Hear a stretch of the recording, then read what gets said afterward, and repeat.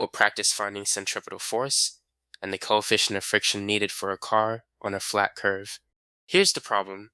A 1,200 kilogram car rounds a flat, unbanked curve of radius 45 meters at a constant speed of 15 meters per second. Part A, determine the centripetal force required. Part B, determine the minimum coefficient of static friction needed to keep the car on the curve. First, we find the centripetal force using the formula F sub c equals mv squared over r, plugging in the values. Mass 1,200 kilograms, speed 15 meters per second squared is 225, radius 45 meters. This gives 1,200 times 225 divided by 45 equals 270,000 divided by 45, which is 6.0 times 10 to the 3 newtons. Now, friction supplies the centripetal force at the limit, so mu sub s times mg equals mv squared over r. The mass cancels, giving mu sub s equals v squared over rg.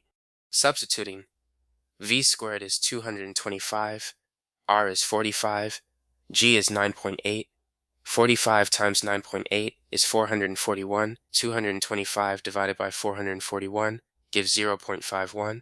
Remember, on a flat curve, the centripetal force is provided by static friction, and the minimum coefficient is v squared over rg.